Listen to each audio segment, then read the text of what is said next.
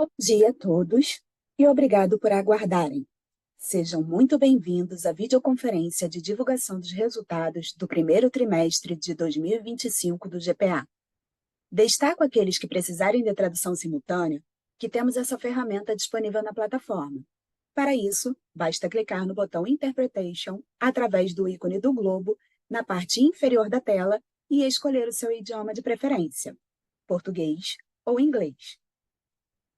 Para aqueles ouvindo a videoconferência em inglês, há a opção de mutar o áudio original em português, clicando em Mute Original Audio. Informamos que esta videoconferência está sendo gravada e será disponibilizada no site de RI da companhia, onde se encontra disponível o material completo da divulgação de resultados. É possível também fazer o download da apresentação no ícone de chat.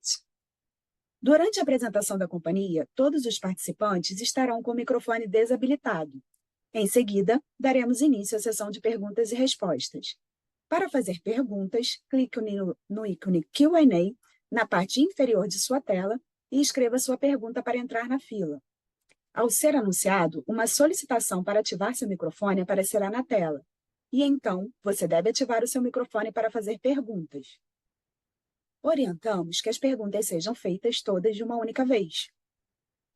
Ressaltamos que as informações contidas nesta apresentação e eventuais declarações que possam ser feitas durante a videoconferência relativas às perspectivas de negócios, projeções e metas operacionais e financeiras do GPA constituem-se em crenças e premissas da administração da companhia, bem como em informações atualmente disponíveis.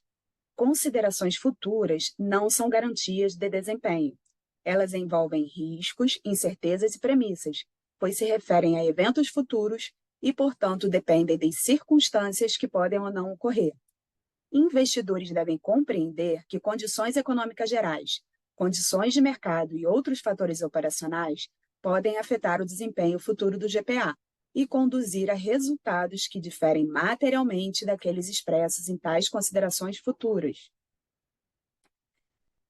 Estão conosco hoje o CEO da GPA, Marcelo Pimentel, e o CFO e diretor de Relações com Investidores, Rafael Russowski. Passarei a palavra ao Marcelo Pimentel para dar início à apresentação. Por favor, senhor. Bom dia a todos e a todas. É com grande satisfação que compartilhamos os resultados do primeiro trimestre deste ano, período que marca o início de um novo ciclo para o triênio 25-27, em que reforçamos nossa diretriz suportada pelos nossos 6 pilares estratégicos: vendas, clientes, digital, expansão, rentabilidade e ESG e cultura. A nossa performance nesse primeiro trimestre é muito animadora, considerando nossos avanços em vendas, margens e volume, e ela ratifica o trabalho muito consistente que realizamos ao longo dos primeiros 3 anos da nossa jornada de turnaround. A despeito de um cenário macro ainda muito volátil e incerto, posso afirmar que o nosso modelo, focado no negócio premium, tem sido determinante para proteger o nosso negócio, garantindo sustentabilidade e o crescimento da nossa operação. Eu vou passar agora pelos destaques do trimestre, lembrando que a nossa estratégia segue o direcionamento dos nossos 6 pilares, que tem levado a um resultado progressivo e consistente trimestre a trimestre. De janeiro a março, registramos um crescimento de 7,3% nas vendas mesmas lojas, um excelente resultado com avanços em todos os negócios. Proximidade acelerou seu crescimento, chegando a 7,8%, com as unidades inauguradas a partir de 22, contribuindo significativamente para esse avanço. O extramercado mantém um processo muito positivo de recuperação de vendas, avançando 6,6% após a implementação do projeto de revisão de sortimento e gestão de categoria iniciados no final de 2024. Em Pão de Açúcar, o crescimento segue em trajetória positiva com consistência e resiliência. O Mesma Lojas avançou 6,5%, focado no tripé de sortimento premium, qualidade de perecíveis e alto nível de serviço. O crescimento continua impulsionado pelo aumento do volume de vendas, combinado com o incremento do ticket médio. E esse desempenho de vendas vem corroborado pelo aumento de participação de mercado. Registramos mais de 2 anos de ganho contínuo de market share no mercado de São Paulo. No primeiro TRI de 25, foi um aumento de 0,4 pontos percentuais nesse indicador. Essa evolução contínua reflete o nosso foco estratégico no segmento premium, com o fortalecimento da marca de valor, da proposta de valor da bandeira Pão de Açúcar, impulsionado também pela expansão do Minuto Pão de Açúcar. Ampliamos 0,7 pontos percentuais em market share no segmento de supermercados premium, considerando todas as cidades onde operamos com a bandeira Pão de Açúcar.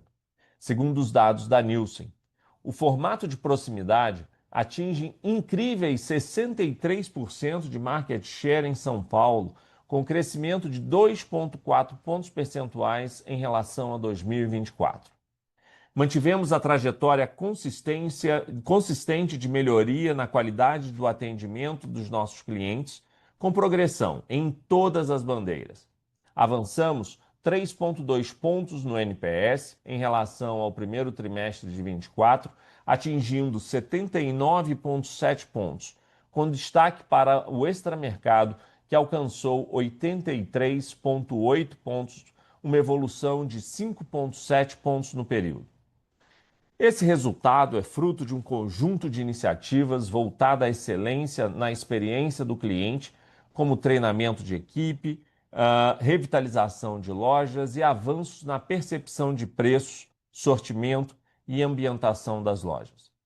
Vale registrar ainda que as nossas marcas próprias seguem ganhando relevância no mercado, atingindo 24,6% de market share no mercado nacional, um avanço de 2,6 pontos percentuais em relação ao ano anterior. A penetração de marcas próprias no total de vendas também evoluiu para 21,1% no primeiro trimestre de 2025. Entre os destaques está a marca Qualitá, que ocupa a 20ª posição entre as marcas mais vendidas no segmento alimentar no país, segundo dados da Nielsen. Destacamos que seguimos na liderança do mercado online alimentar no país.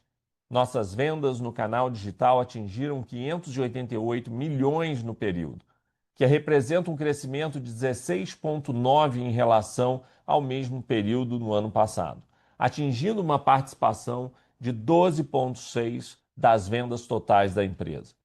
As ações de ganho de eficiência que realizamos nos levaram a registrar uma alta margem EBITDA pré-IFRS de 9,9 pontos percentuais, indicador que contribui de maneira importante para a margem consolidada da companhia. A multicanalidade segue sendo um diferencial estratégico, considerando que um cliente multicanal tem 3,3 vezes mais frequência nas lojas e um ticket médio 4,5 vezes superior aos clientes canal único. A expansão orgânica continua sendo estratégia para o nosso crescimento e o fortalecimento da nossa presença de marca. A alta rentabilidade do modelo de proximidade impulsiona o projeto de expansão desse formato, que tem demonstrado alta aderência e aceitação do público nos grandes centros urbanos. Nesse trimestre, abrimos 10 novas lojas de unidades de proximidade do Minuto Pão de Açúcar e uma loja do Pão de Açúcar na cidade de Campinas, em Ípica, inaugurando um novo modelo de loja do pão focado em uma experiência diferenciada de compras e novos serviços. Desde o início do plano de expansão em 2022, já foram inauguradas 169 lojas do formato de proximidade e outras 12 do Pão de Açúcar.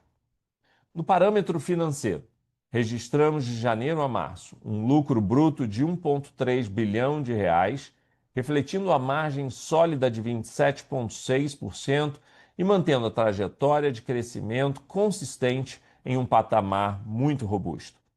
O EBITDA ajustado consolidado renova a trajetória positiva de crescimento.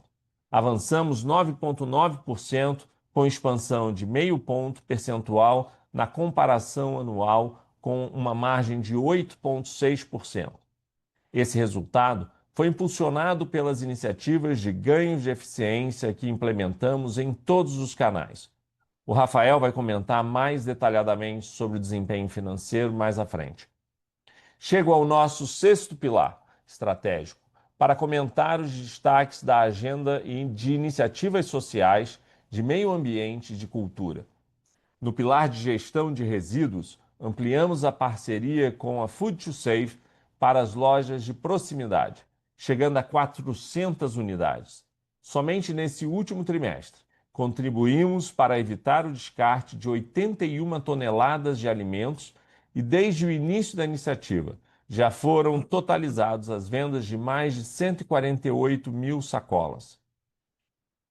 Na agenda de promoção da diversidade e inclusão, reforçamos nosso compromisso com a adesão ao movimento Elas Lideram, do Pacto Global da ONU, e estabelecemos a meta de alcançar 50% de mulheres em cargos de alta liderança até 2030. Também nos tornamos membros do Fórum de Empresas com Refugiados, iniciando um projeto voltado à empregabilidade de refugiados e imigrantes. E lançamos, no período, a nossa quarta edição do programa de estágio afirmativo para pessoas negras, com 20 novos estagiários. Fico feliz em anunciar também que integramos a carteira do Índice de Sustentabilidade Empresarial, ISE, da B3, o que confirma nosso compromisso consistente com práticas de ESG. Também tivemos nosso desempenho reconhecido pelo Carbon Disclosure Project, com a nota A- no questionário de mudanças climáticas e nota B em florestas, reforçando o nosso compromisso com a transparência e a agenda ambiental. Antes de passar a palavra ao Rafael para os comentários sobre o desempenho financeiro, queria registrar que publicamos na última semana o relatório anual de sustentabilidade de 2024 do GPA, documento que dá visibilidade às iniciativas que envolvem nossa cadeia de valor e o combate às mudanças climáticas, bem como o relacionamento com a sociedade, passando por temas relacionados aos nossos negócios e indicadores de sustentabilidade. O relatório está disponível no site institucional da companhia e na página de Relações com Investidores. Encerro aqui a minha primeira participação e passo agora a palavra para o Rafael. Obrigado, Marcelo. Bom dia a todos que nos acompanham na conferência. Começando pelo slide 8, destacamos a evolução da nossa rentabilidade, refletida no crescimento do lucro bruto e do EBITDA ajustado.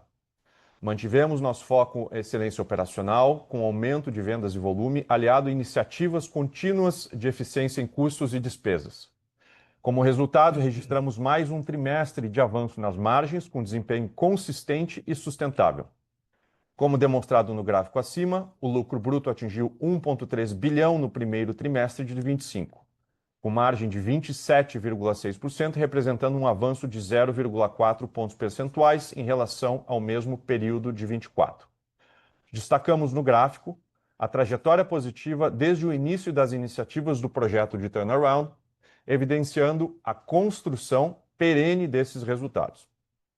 Neste trimestre, tivemos avanço em todas as bandeiras e formatos. O formato de proximidade continua ganhando rentabilidade, com destaque para a maior eficiência promocional.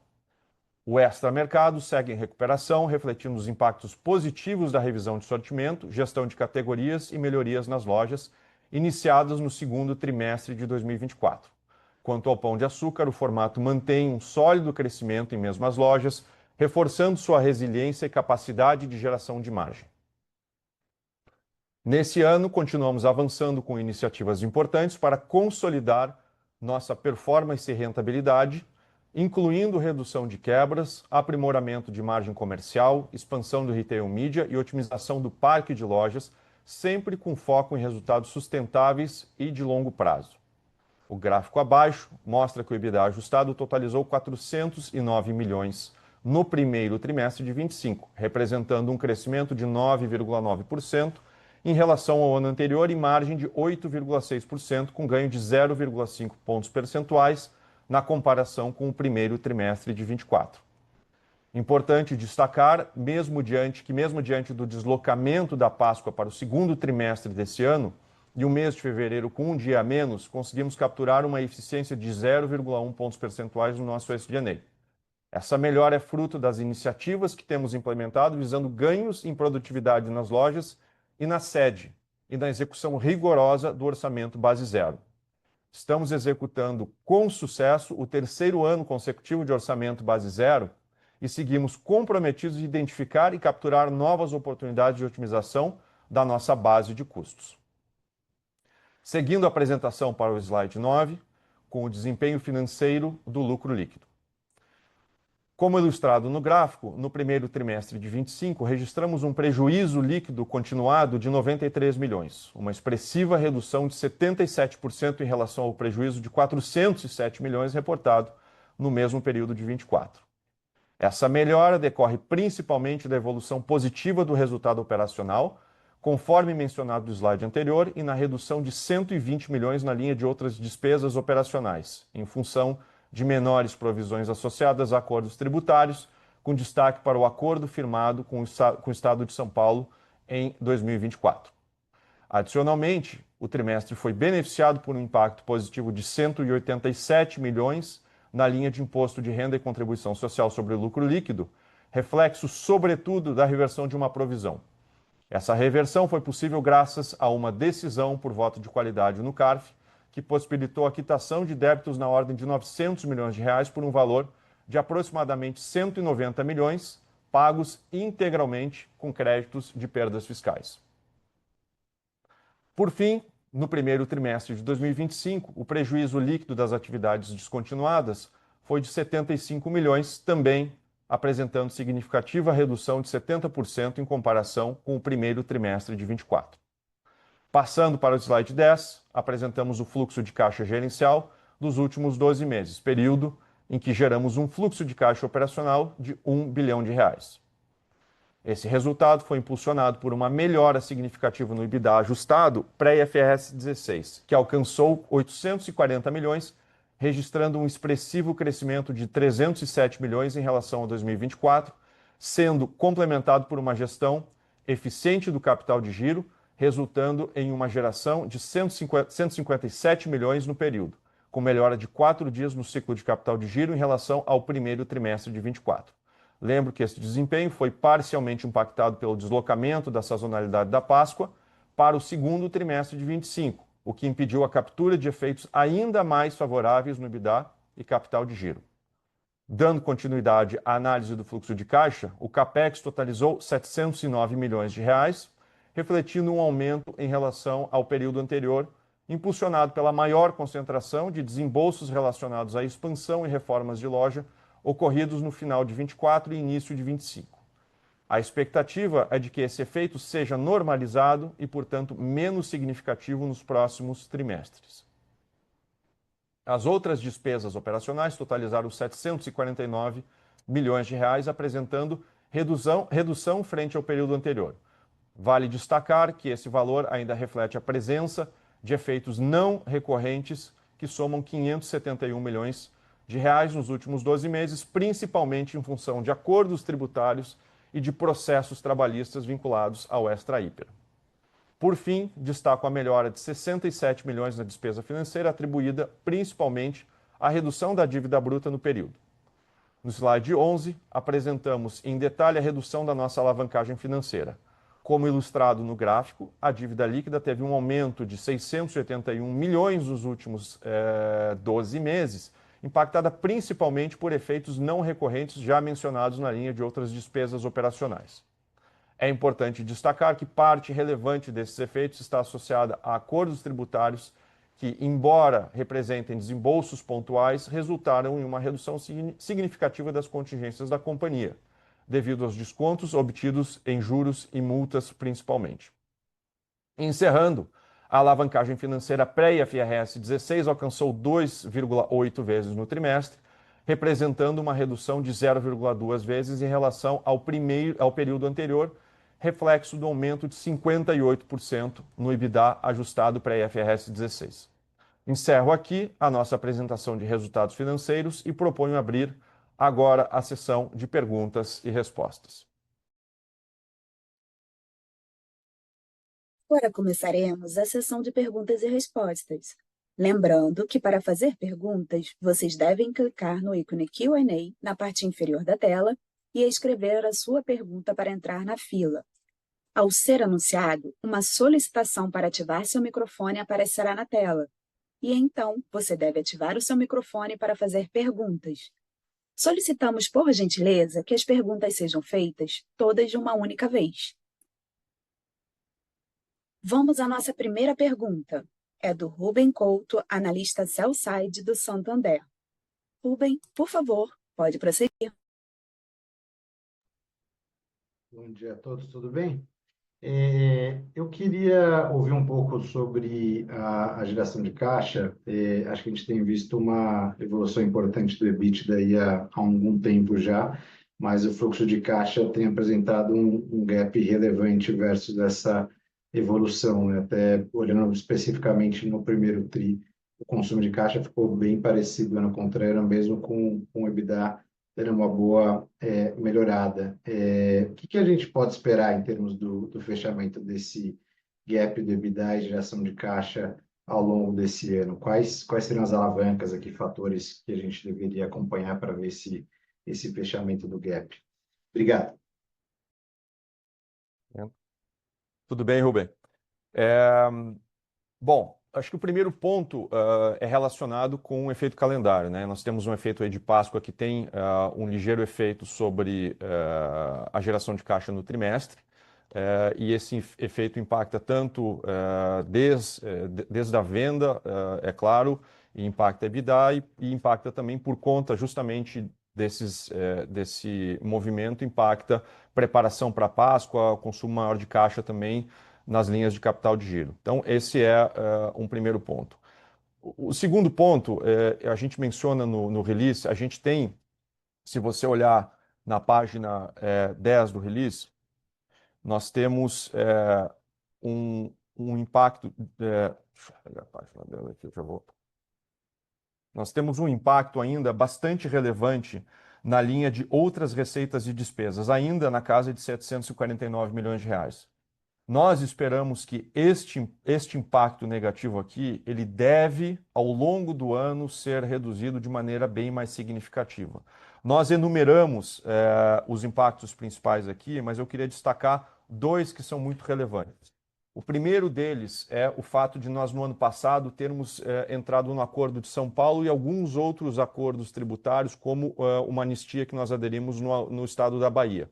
Isso consumiu nos últimos 12 meses, na ordem de 225 milhões de reais. É importante mencionar que o principal impacto que nós vemos aqui é o impacto justamente do Acordo de São Paulo, que foi executado no primeiro trimestre, mas foi desembolsado no segundo trimestre.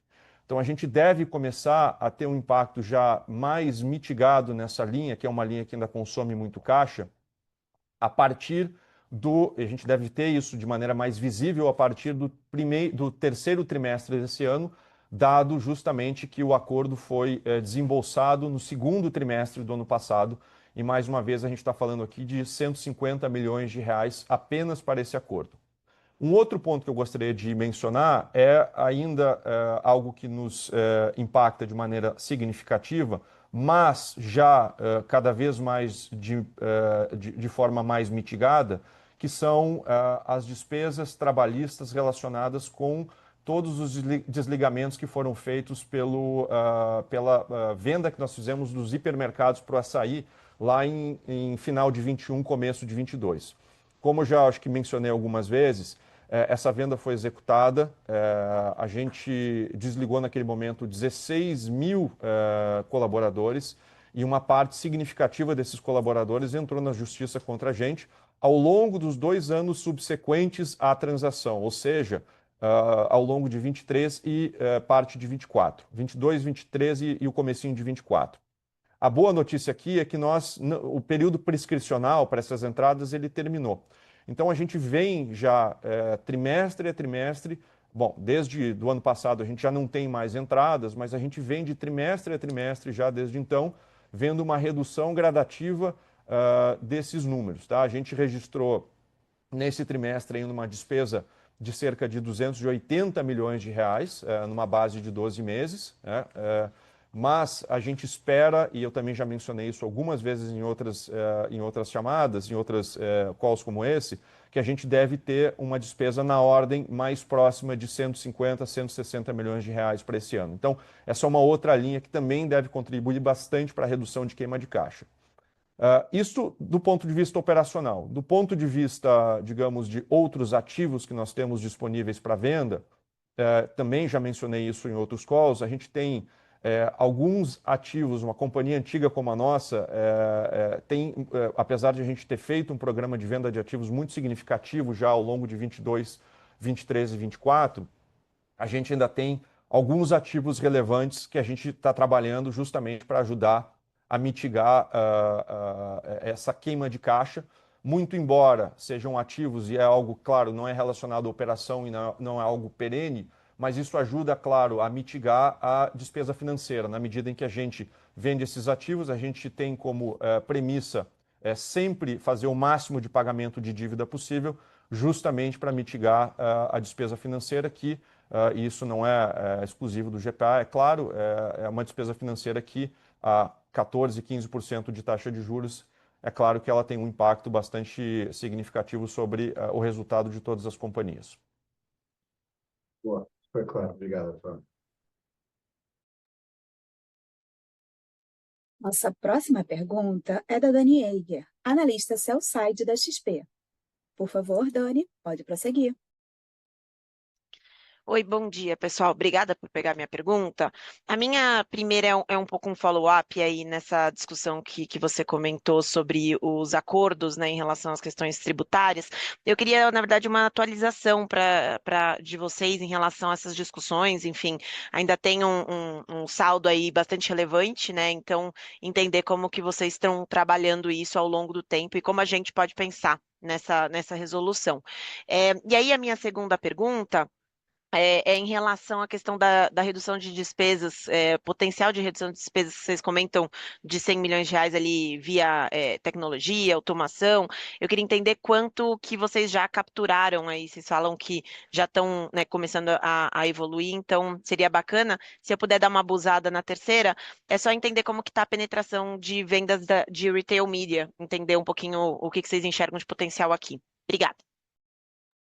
Obrigado, Dani.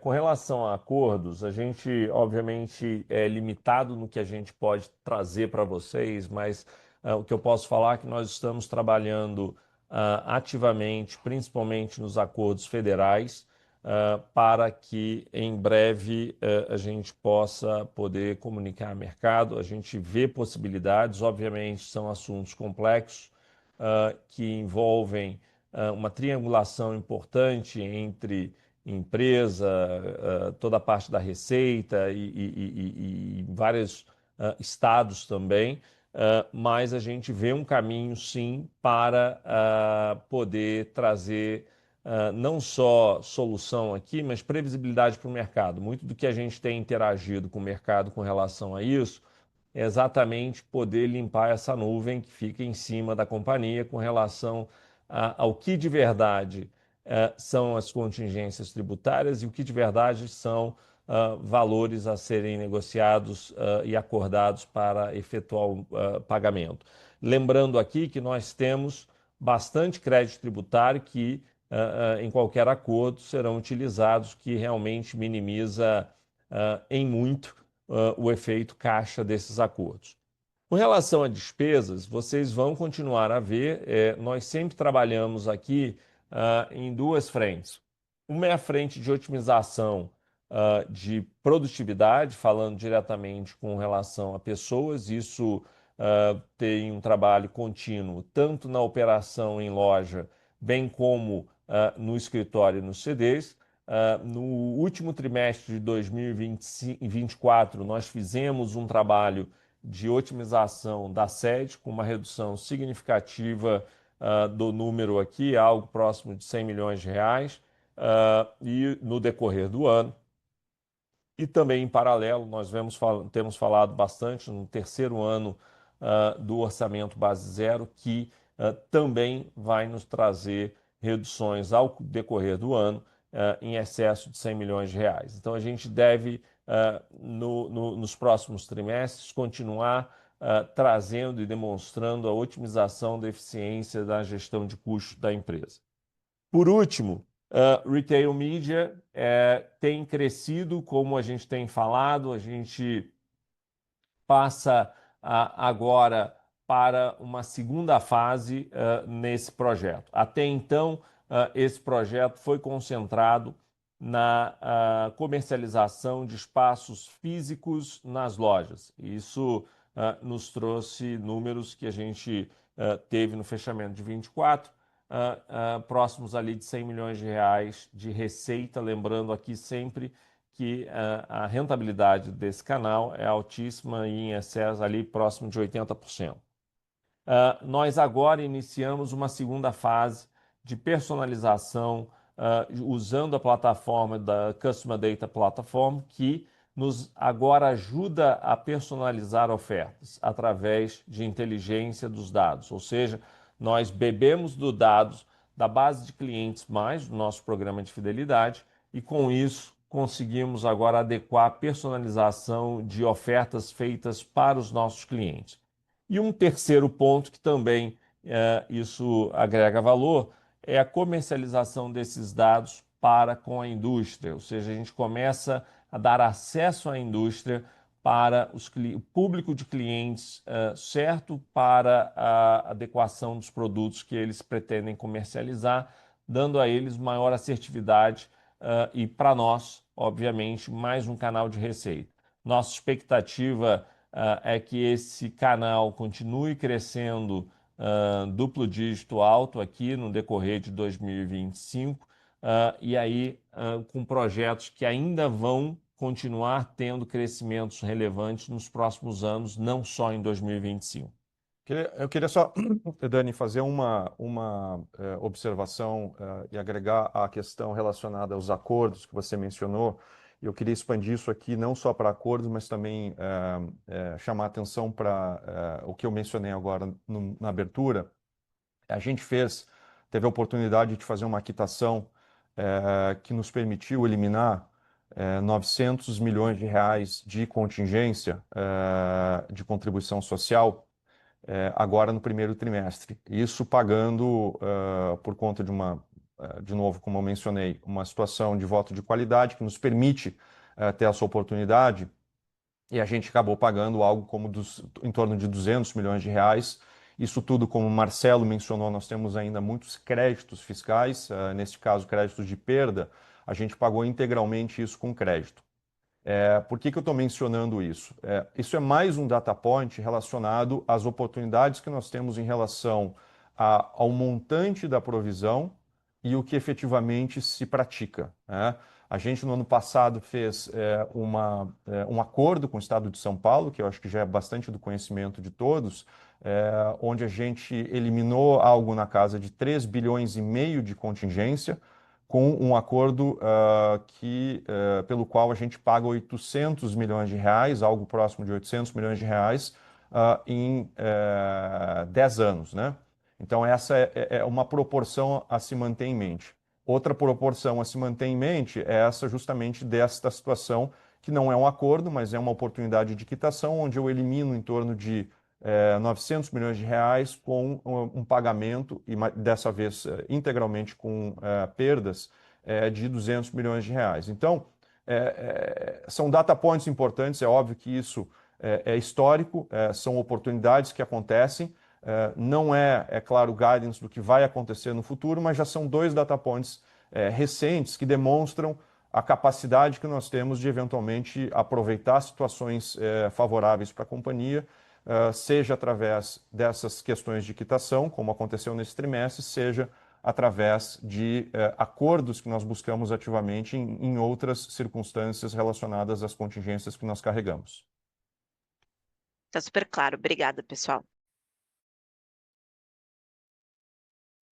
Próxima pergunta é do Felipe Rachet, analista sell-side da Goldman Sachs. Felipe, por favor, pode prosseguir. Oi, bom dia, pessoal. Obrigado por pegarem minha pergunta. Eu queria explorar um pouco mais a fundo a performance do extramercado. A tendência de vendas tem sido significativamente melhor nos últimos tris, bastante em linha com a bandeira pão. Vocês já fizeram a revisão do sortimento, clusterização de preços e promoções de todas as lojas, né? Ou ainda tem alguma coisa por fazer? E se puderem dar um pouco mais de detalhes sobre a revitalização dessas 67 lojas no TRI, se já conseguiram de alguma forma medir o impacto disso em venda, seria muito interessante também. Esse processo deve continuar ao longo dos próximos trimestres para todo o parque de lojas? E aí, desculpa, só voltando no tema dos passivos tributários, é uma pergunta bem pontual, tá? Só queria entender se vocês acham que a nova composição do board pode de alguma forma ajudar ou acelerar esse processo. Obrigado. Obrigado, Felipe. Vamos lá. Nós estamos muito felizes com a performance do Extramercado. Mostra a assertividade da estratégia de manter essa bandeira, uma bandeira muito importante que nos permite entrar em mercados e áreas que a bandeira Pão de Açúcar não teria penetração. O que a gente precisava, no entanto, era exatamente da mesma forma que a gente fez com o pão, adequar essa estratégia que passava muito por essa revisão de sortimento, e não aqui só a revisão de sortimento no contexto geral da palavra, mas principalmente em categorias que eram relevantes para esse público-alvo. Aqui falando no lado de perecíveis, por exemplo, padaria, açougue, bem como higiene, limpeza e mercearia básica. Então, nesse contexto, nós fizemos uma revisão de sortimento e uma relayoutização da loja para que a loja fosse adequada a essa demanda.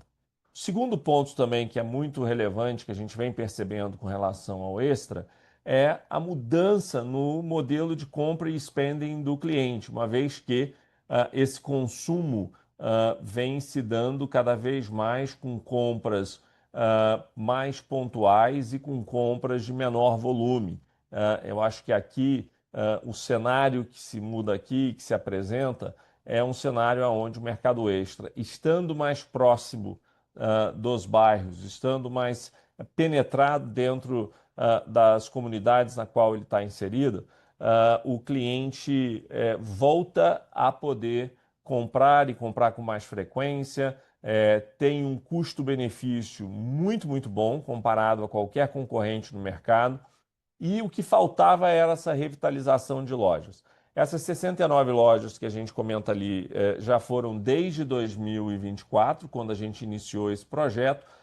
Já fizemos algumas aqui no primeiro trimestre e o plano aqui, para ser bem claro, é que nós possamos concluir esse projeto de revitalização do Extra até o final desse ano. Então, nosso planejamento é que o Extra esteja 100% revitalizado até o final do ano. Com relação ao seu último ponto sobre passivo, obviamente é um trabalho que nós estamos aqui com os melhores advogados nos apoiando nesse tema, o time tributário, o time fiscal, e a chegada de um novo board, eu acho que em currículo de todos os membros que compõem o novo Conselho de Administração do Pão de Açúcar, nos dá muita segurança de que teremos pessoas altamente capazes para nos apoiar nesse processo.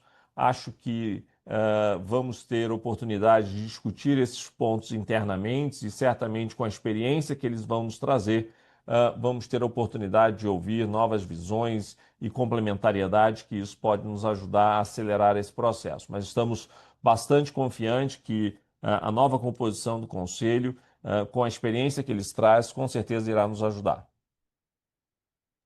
Excelente, obrigado, Pimentel. Muito claro. Próxima pergunta é do Iago Souza, analista sell-side da Genial Investimentos. Iago, por favor, pode prosseguir.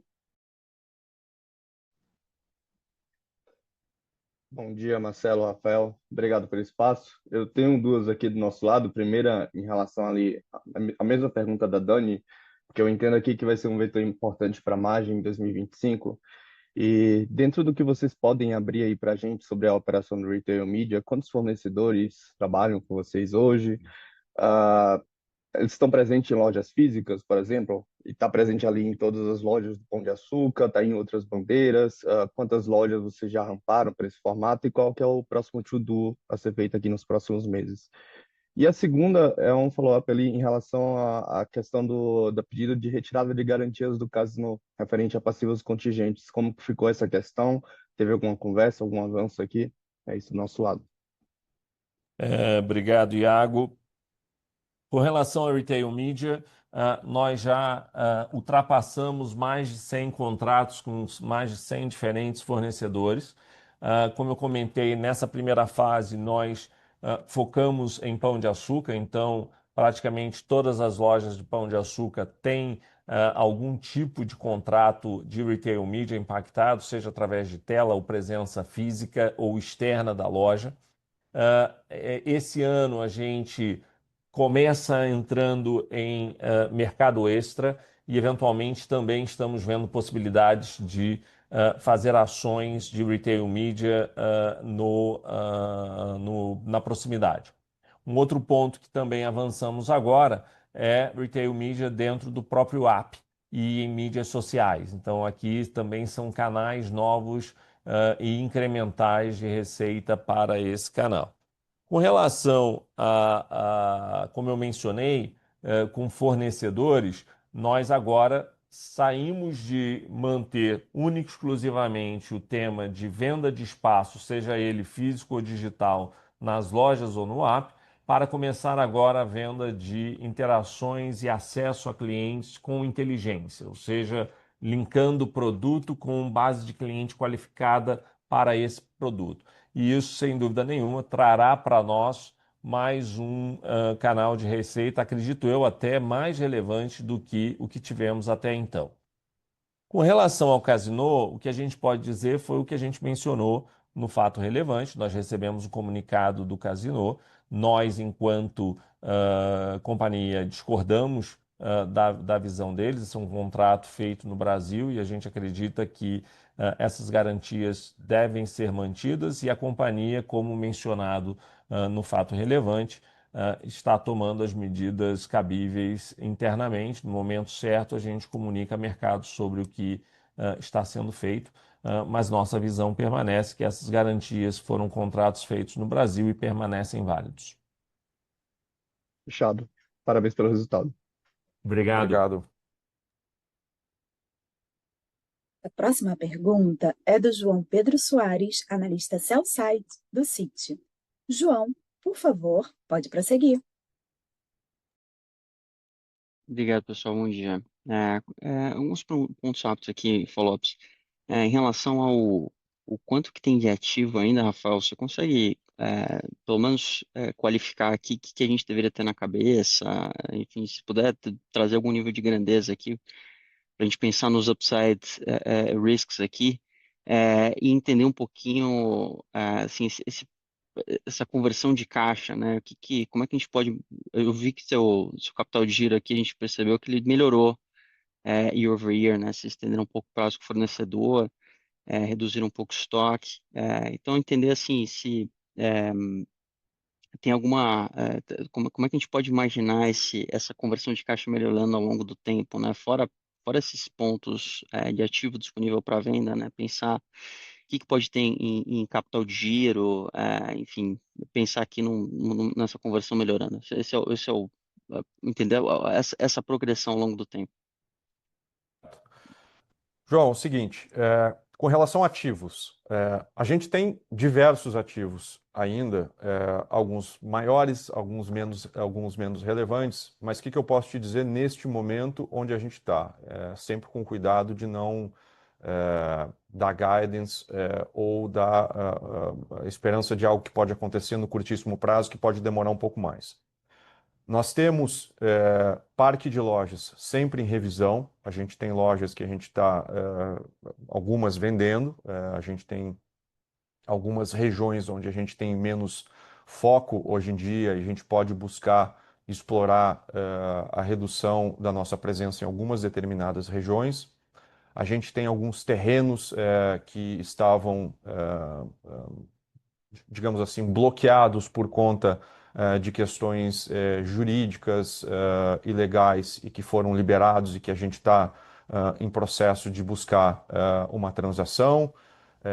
A gente tem ativos mais relevantes que, muito embora sejam ativos operacionais, não são ativos do nosso core, do nosso negócio, que também estamos explorando a possibilidade de fazer alguma coisa com eles. Então, o que eu posso te dizer é que a gente está falando aqui de volumes um pouco mais significativos. Se tudo isso der certo, se a gente tiver êxito nessas negociações, a gente pode estar falando de volumes mais significativos, tá? A gente pode estar falando eventualmente de dezenas, talvez, dependendo de novo da situação, talvez centena de milhões de reais. Então, mais uma vez, isso é o que nós estamos buscando, é o que a gente está trabalhando.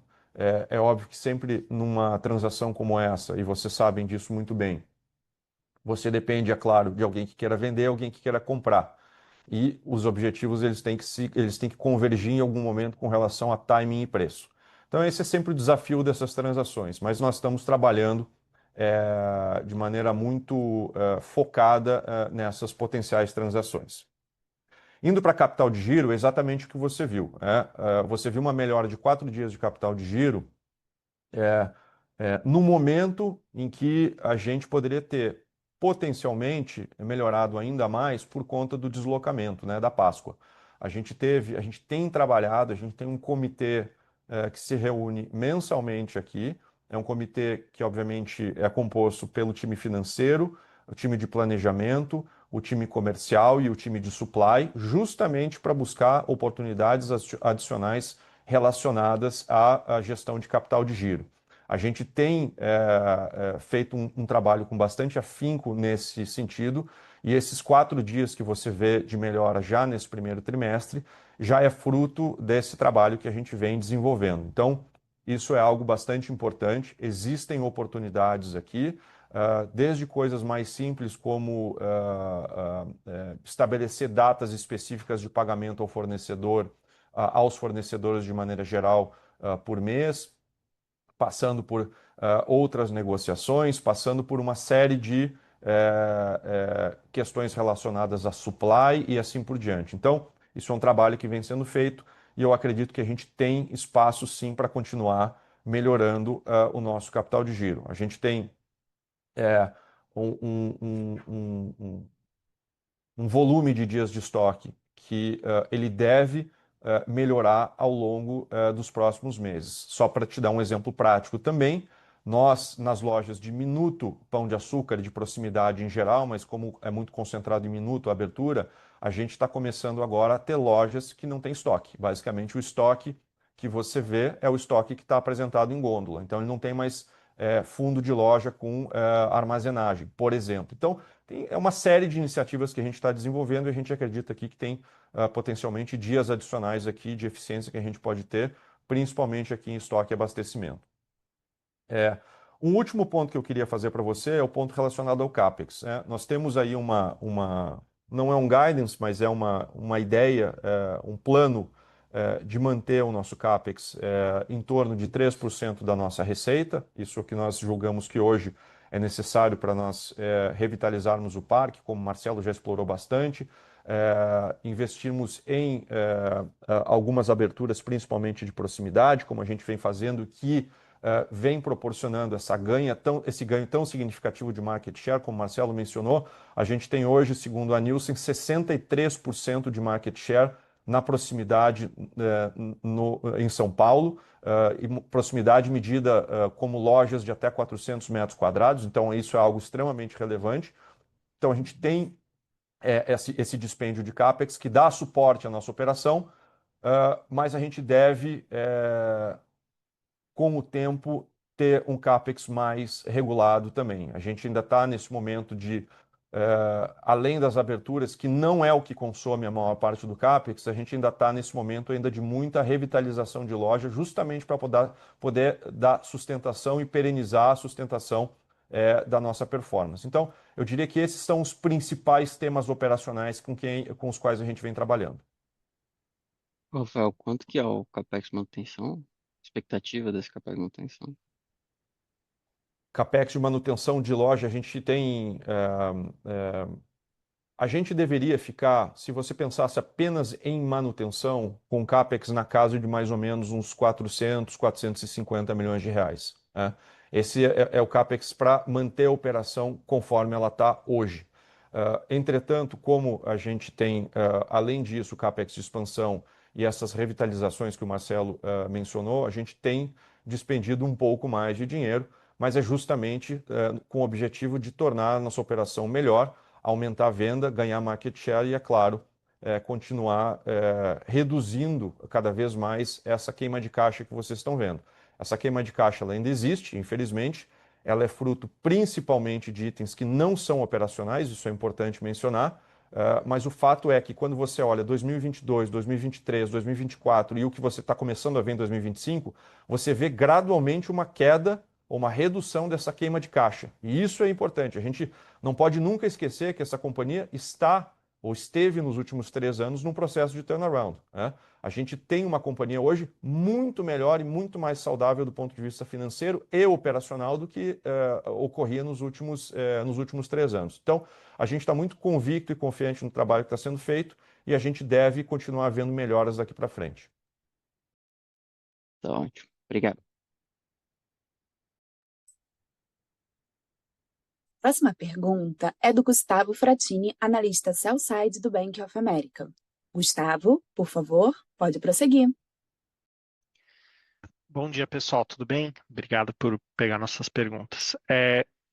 Um ponto em relação às vendas, olhando o same-store sales ajustado pelos efeitos calendários, aquele que ficou um pouco acima de 7%, apesar dele ser relativamente forte, ele ainda está um pouquinho abaixo da inflação e teve alguma desaceleração sequencial versus o quarto Q, né? Acho que principalmente no mercado extra e no pão de açúcar. Está no momento de talvez a competição um pouco mais fragilizada, principalmente aqui em São Paulo, com algumas empresas em recuperação judicial. O que foi o driver para essa desaceleração e como vocês estão vendo isso daqui para frente? Obrigado. Gustavo, bom dia. Eu acho que o importante aqui de olhar, a gente não tem exatamente essa visão que você traz, né? Eu acho que é importante colocar em contexto o que vem acontecendo nos últimos 3 anos, ou seja, os comps começam a ser com bases diferentes com relação ao que acontecia principalmente ali em 22 e 23. 24 foi um ano muito produtivo para nós, com um crescimento muito sólido, e ter conseguido esse crescimento de 7,3 comparado a um ano de 24, que já foi um ano muito importante para nós, se você pega o mercado de varejo alimentar, foi um dos melhores resultados do mercado em termos de crescimento de venda, nós vemos isso como um crescimento bastante importante para todos nós. Quando o como isso se dá, nós temos visto crescimento, e aqui o mais importante, você mencionou a inflação. O que nós temos visto é um crescimento não só com relação a preço, mas nosso principal foco aqui é com relação a volume. E a gente fala de muita inflação em algumas categorias, mas existem outras categorias, por exemplo, hortifruti, nós estamos vivendo momentos agora de deflação, que você cresce volume, mas não necessariamente consegue traduzir isso em vendas reais, né, em caixa.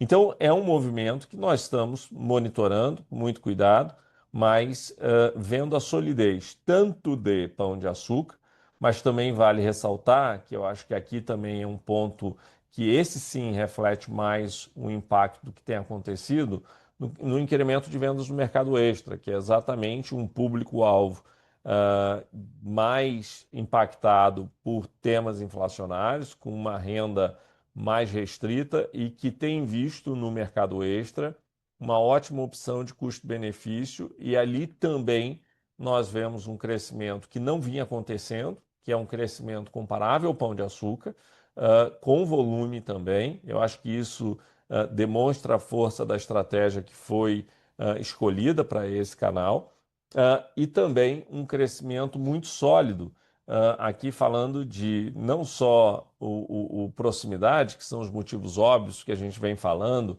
seja crescimento mesmo nas lojas, mas também o crescimento via expansão, mas eu queria ressaltar aqui o crescimento do online, né? 16,9%, um crescimento muito relevante e com rentabilidade, né? Eu acho que nesse tema pela primeira vez, a gente está abrindo a rentabilidade do canal digital. E a gente faz isso porque a gente esperou isso se estabilizar, ter segurança desse número e poder agora abrir para vocês um crescimento de quase 17% com uma rentabilidade de quase 10%, 9,9%, 10%. E isso, no mercado de varejo alimentar, acho difícil de alguém encontrar. Fruto das decisões que nós tomamos, desde fechar o James, fechar a operação logística e traduzir isso tudo para as lojas, e um trabalho que a operação abraçou com muito afinco e hoje é um sucesso enorme e só por isso conseguimos ter esse crescimento com essa rentabilidade. Então, eu acho que num ano ainda com algumas incertezas macroeconômicas, entregar esse crescimento de venda foi algo bastante sólido. Super claro, obrigado, pessoal. A próxima pergunta é do Nicolas Larraín, analista sell-side da JP Morgan. Nicolas, por favor, pode prosseguir. Bom dia, pessoal. Obrigado por pegar a minha pergunta. Eu tenho duas rápidas. Na verdade, a primeira é do lado do aluguel, né? Ainda como porcentagem da receita, um número bem relevante.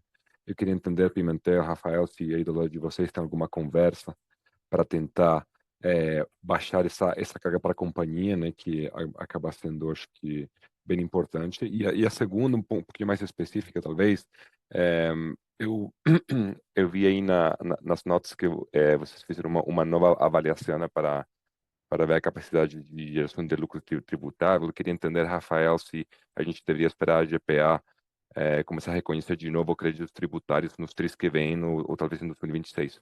Obrigado.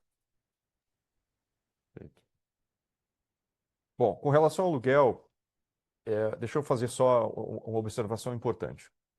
Nós somos uma companhia que, diferentemente dos concorrentes de cash and carry ou outras companhias que operam no interior, a gente opera em regiões metropolitanas e principalmente São Paulo. É mais do que natural que o nosso aluguel, o nosso custo de ocupação, ele seja mais alto, né?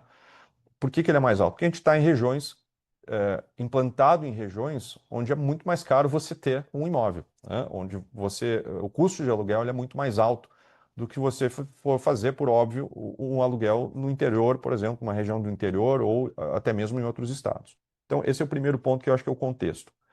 Segundo, quando você olha as margens brutas e comerciais nas quais, os níveis nos quais a gente opera, são margens normalmente bastante superiores às margens em que operam os nossos também concorrentes de bandeiras mais mainstream, mercados de vizinhança ou mesmo os atacarejos. Portanto, o custo do aluguel mais alto, ele justamente é um dos pontos que nos dá sustentação para conseguir estar em locais mais afluentes e que, por sua vez, nos permitem buscar e atingir margens mais altas. Então, o que eu quero dizer com tudo isso? O custo de aluguel que nós temos hoje, ele digamos, coerente e proporcional ao tamanho das margens que nós temos. Tá? Então, assim, esse é o pano de fundo desse tema, Nicolas. Dito isso, e é claro, nós estamos absolutamente o tempo inteiro buscando otimização dos aluguéis existentes. Né?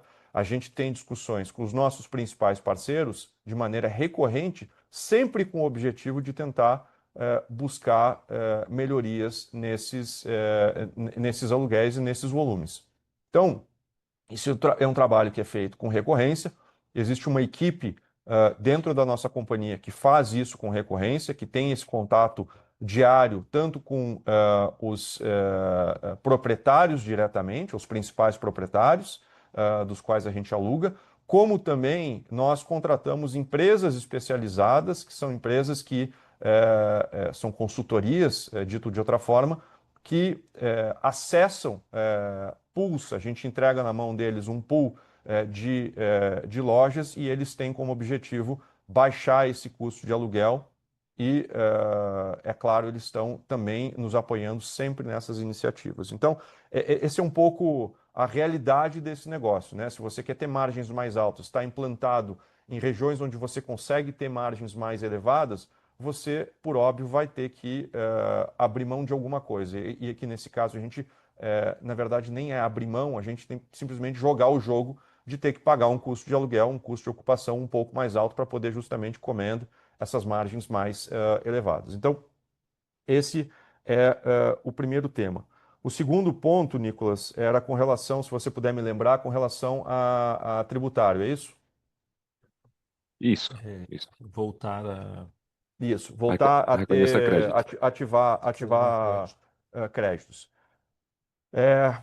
Isso vai depender, eu acho que em grande parte, é claro, da nossa capacidade de gerar lucro operacional ou lucro tributável nos próximos trimestres. Então, isso é a parte mais mecânica da coisa. Mas eu quero só fazer alusão a um ponto que o Marcelo trouxe mais cedo sobre acordos que a gente vem fazendo, ou que a gente vem buscando fazer, né? Principalmente os acordos relacionados aos tributos federais. Existe como possibilidade, dentro desses acordos federais, e alguns deles até são objeto de lei, que são públicos, inclusive, que você vê que você consegue utilizar uma parte importante do montante total a ser pago, ao ser quitado com o Estado, você consegue usar perdas fiscais. Nós temos 2 bilhões de crédito de perda fiscal.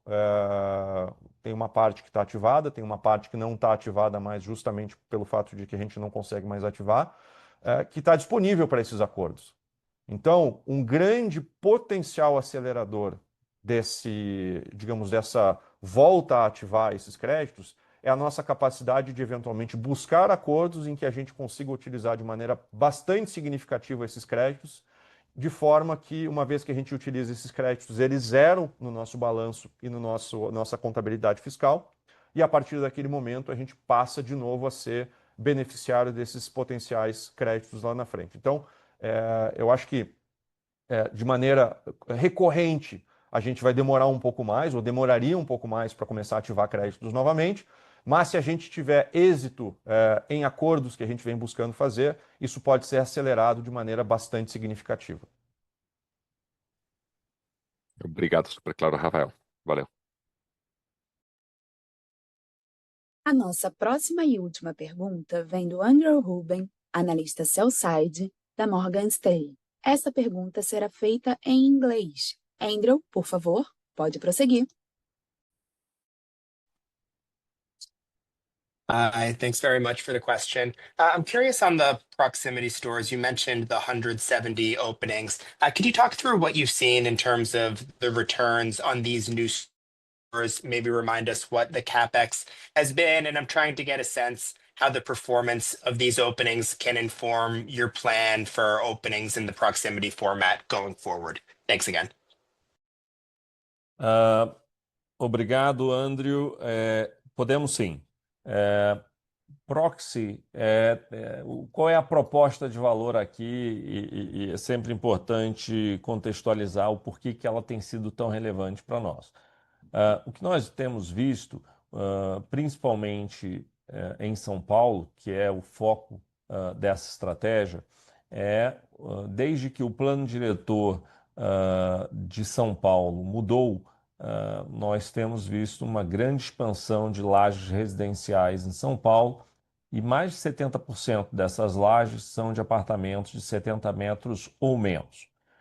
Essas lajes, por consequência, estão servindo a um público de ou no máximo duas pessoas, pessoas sem transporte próprio, usando transporte público, morando mais perto do trabalho e, portanto, tendo um comportamento de compra diferenciado. Essas pessoas não têm mais espaço para guardar grandes volumes de compras, elas, por natureza, frequentam mais vezes a loja comprando menos volume com mais frequência. Daí veio a estratégia, que é colocar uma loja de proximidade bebendo da marca mãe, que é Pão de Açúcar, oferecendo absolutamente todo o sortimento no sentido de proposta de valor, de categoria, todas as categorias, com menor sortimento. Ou seja, o cliente pode e tem crescido cada vez mais esse cliente que vai e compra no Minuto Pão de Açúcar e só compra no Minuto Pão de Açúcar, porque lá ele consegue desde o pão francês todo dia, fresquinho, sendo assado nas lojas de manhã, de tarde e de noite, bem como conseguem comprar hortifruti granjeiro, conseguem comprar mercearia, higiene e limpeza e por aí vai. O modelo teve uma aderência muito grande, vide a mais recente nota publicada pela Nielsen, com 63% de market share. Nossos clientes têm aderido cada vez mais a esse modelo, e aí trazendo um modelo também pela questão de rentabilidade. Por que que ele é interessante? Esse é um modelo com um nível de CAPEX baixo. A gente está falando de uma loja em média ali de 200 a 250 metros quadrados de piso de venda, com um CAPEX entre 2,5 milhões e 3 milhões de reais e com um retorno em média em 3 anos. As margens dessa loja, exatamente pelo mix que a gente consegue trazer de perecíveis e de mercearia, têm sido muito semelhantes à do Pão de Açúcar, ou seja, tocando duplo dígito, algumas delas já excedendo o duplo dígito de margem EBITDA, margem de contribuição de loja, com cada vez mais, e a gente tem uma expectativa desse número continuar evoluindo, à medida que, como mencionei em alguma pergunta anterior, a gente agora começa a expandir a penetração de online para essas lojas também. Até então, essa penetração tem sido bem abaixo do que comparado com supermercados.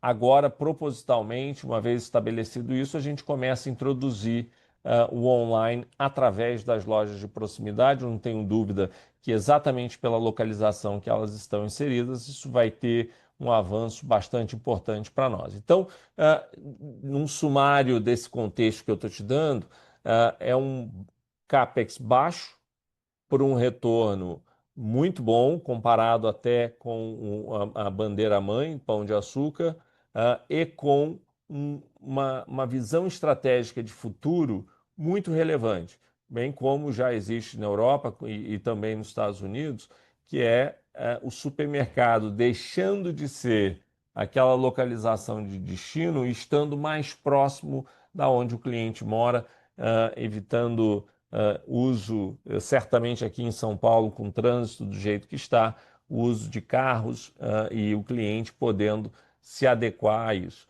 O último ponto que eu trago é que o cliente multicanal, ou seja, o cliente que compra e tem aprendido cada vez mais a comprar numa loja de proximidade e numa loja de supermercado e online, como a gente mencionou aqui, ele tem uma frequência muito maior e ele tem um spending muito maior. Então, esse contexto de oferecer o serviço completo para o cliente ajuda não só essa loja local, mas o negócio como um todo, uma vez que a retenção desse cliente no negócio é muito maior.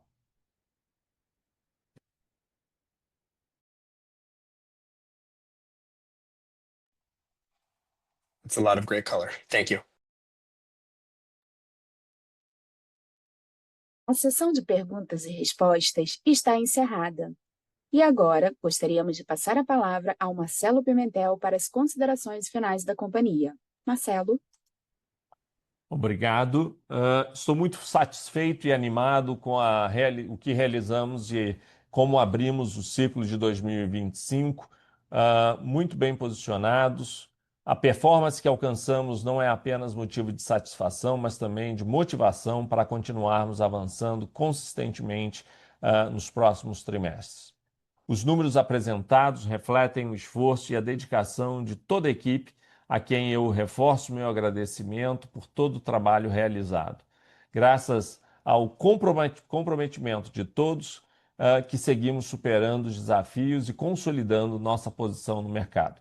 Seguimos com confiança na nossa estratégia, com dedicação e com muito foco. Meu muito obrigado, desejo a todos um bom dia. Declaramos que a videoconferência está encerrada. O Departamento de Relações com Investidores está à disposição para responder as demais dúvidas e questões. Muito obrigado aos participantes e tenham todos um ótimo dia.